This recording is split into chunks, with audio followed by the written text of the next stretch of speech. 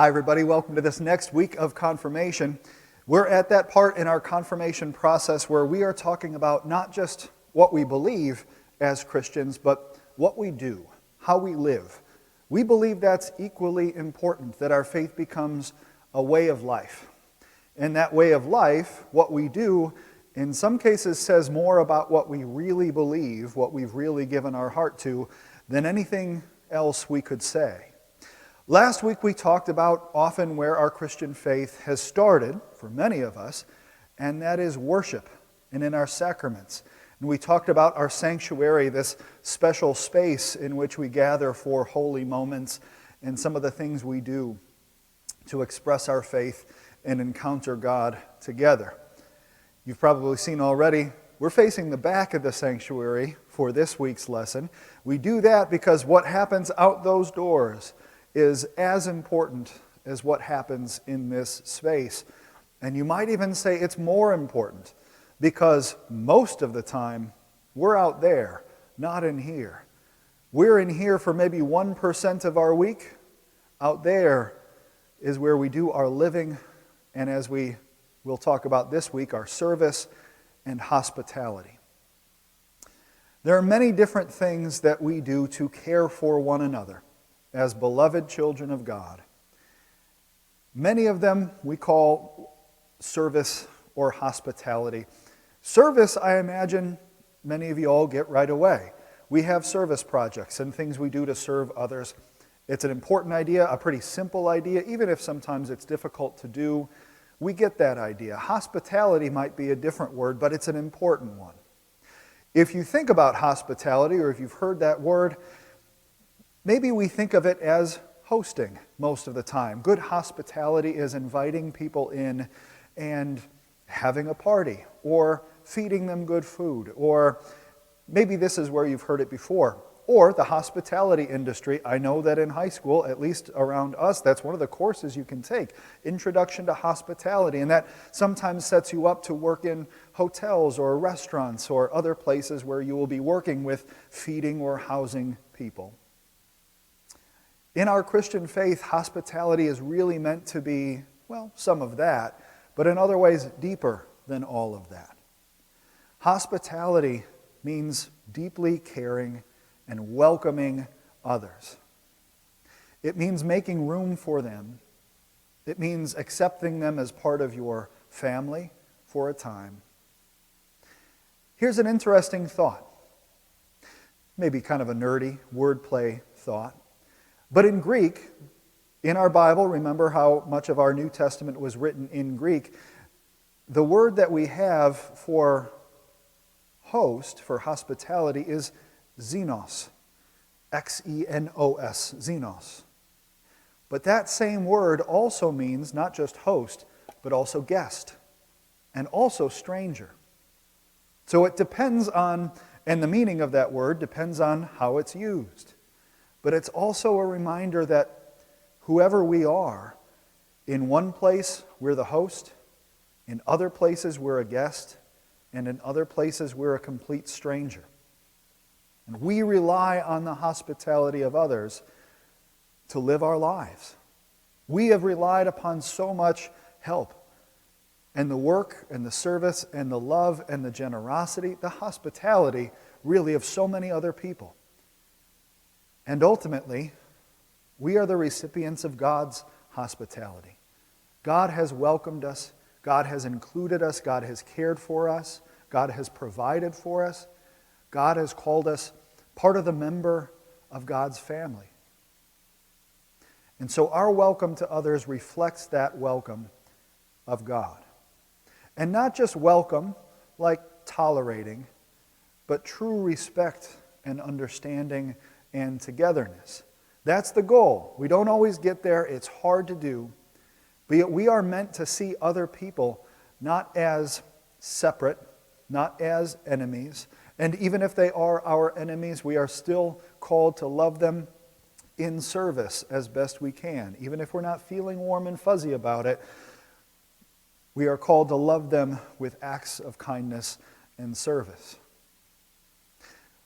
Jesus said this was very important. One of the things he said about living our faith His disciples were asking him about false prophets, those who would come and claim to have the truth, but were really leading people astray. And he said something very interesting. He said, "You will know them by their fruits."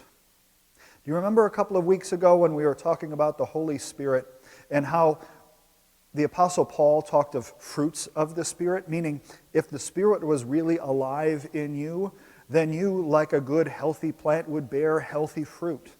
And the fruits that the Spirit would provide, would offer, would be created in your life, those fruits of the Spirit of love and generosity and patience and self-control, all those things, right? In the same way, Jesus talked about our lives as healthy trees, healthy plants bearing good fruits. And he said this about those who would come in the name of helping but would actually harm. He said, "You will know them by their fruits."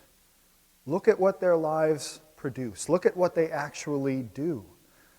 Do they do things that are kind and gentle and generous and compassionate? Or do they just talk a big game and really they are jealous and mean and selfish? In many ways, the way in which we live shows how God is living in us. It shows what we really have faith in. Another time, Jesus talked about service being very important. And in this description about coming before God at the end of our lives, there was a question about on what will we be judged? And I don't really mean judged, do you go to heaven, do you go to hell? But what will our lives mean? What will be important? What is God looking at our lives and seeing as most important? And those who were welcomed in because they said, "I was hungry, and you gave me food. I was thirsty. You gave me something to drink. I was a stranger, and you welcomed me." Again, the hospitality piece. "I was naked. You gave me clothing. I was sick, and you took care of me. I was in prison, and you visited me." All these acts of care and kindness. And those who were going to be welcomed in to God's presence said, "We don't remember doing this. When did we do this to you?" And the king, or in this God, in this parable as Jesus has it, says to them, every time you did it to one of your brothers and sisters, to one of the vulnerable people, to one of your fellow children of God, every time you did it to them, it was like you were doing it to me. So these acts of kindness are not just we need to take care of people, although that's really important. We need to know that we are in this together. We need to know that we all rise or fall together when life is telling us to just worry about yourself and be selfish. Hospitality says that we've really got to be in this together and care for our whole community. But when we do this, it's not just taking care of people. It is a kind of worship. To care for others as though we would be caring for God or Jesus or our most loved ones. This is the kind of service, this is that God calls us to. This is what's at stake when we live. Our church does a lot of different things, and most of it is what you might call unofficial. The things that we do as the church, as individuals, when you're at school and you include someone who's being excluded. When you notice what needs to be done and you do it with nobody noticing or being asked, or even without a lot of attention for it, but you're doing it because it's the right thing to do, it's for the common good. Every time, again, you are compassionate and gentle and selfless and generous. Every time you brighten someone's day, that's how most of this happens. But other times, there are ways in which we need to get one another together for a big project or a program that we sustain over time. And we need to organize it, and we need to make sure that we're getting the right things to the right people. And we have a lot of those different programs here. But here's just a few of the things that we do here at FCC to really live out that call for hospitality and service. We have, again, pre-COVID, most of these we're going to have to say are pre-COVID and post-COVID. We've been limited in some of this. But one of the things we've done is we've had a visitation ministry where visitors went to people's homes, especially those who were homebound and were not able to get out and about in other ways. They would offer care and companionship and also sometimes bring communion. A We Care meal program is kind of the same thing about visiting those who really need it, but offering meals. Say those who are unable to get out, those who are dealing with an injury or an illness and they can't cook for themselves, or those who are really overwhelmed with caring for another, and it would be really helpful to have somebody just bring them a meal. All of this. We have a meal care program. Many of you I know have seen our Hilltop Suppers, right? The big community suppers right out here in the narthex. That's a wonderful way to offer care, service, hospitality to people who either need a meal, maybe they're dealing with food insecurity, or they're not sure where their next meal will come from, or they're not sure where their good, fresh, hot, homemade meal will come from.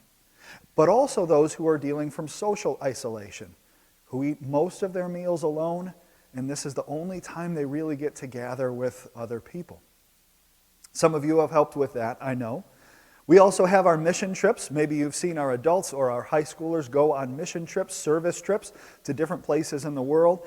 Not that there aren't things to do right here in our backyard, but there's something really powerful about going to another community, a place you otherwise never would have been, and changing the lives of the people that you met there. We have Habitat for Humanity we've been a part of in the past, where we help build homes for those who need it. Our Back to School drive gathers school supplies for kids who otherwise wouldn't have what they needed to start the school year.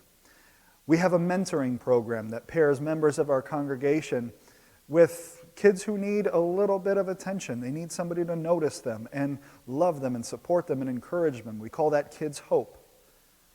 We do a lot of work with an organization called the Community Crisis Center in Elgin.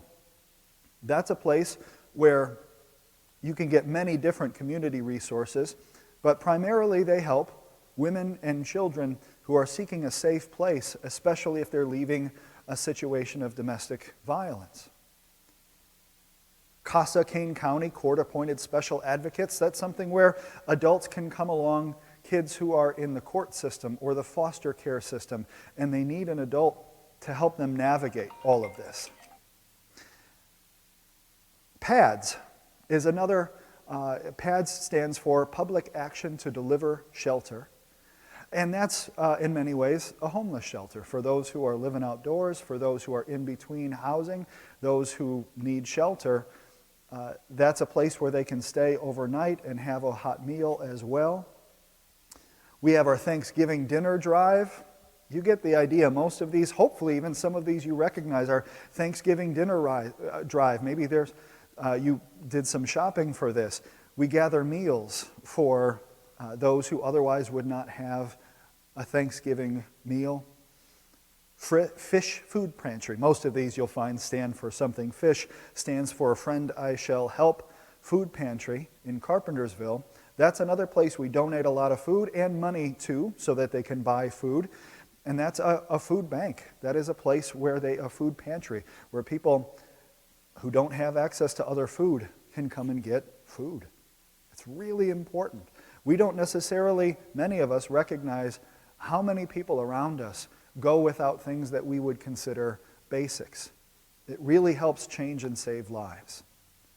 And something that's fun for many of us around Christmas time is our mitten tree, where we have a mitten or two and we have a person or a family to shop for. All of these things help us get out of ourselves. Life can really set us up to focus only on ourselves and what we want, what we have, what we don't have. Service and hospitality gets us out of ourselves to the broader concern of God's work in the world and all the other children of God, our brothers and sisters, that we are in this together with. It's one of the things that our faith moves us to do. And it's one of those things that, as I said at the beginning, sometimes says more about what we really believe than anything else we could say. You know the phrase, actions speak louder than words. And how many people do you know, perhaps, who may talk a big game about what they are like, and then in the moment don't do the right thing? And how many people are quietly doing the right thing. Send me a few words about what you heard, a few sentences about what you heard this week, if you could. I'm curious to hear what stood out to you. If you've done some service and hospitality things before, either through church or through school or with your family, I'd love to hear about those and what those meant to you. Well, I know it's going to get cold this week. It already is. Hang in there. Stay safe. Stay well. And we'll see you again soon. Bye-bye.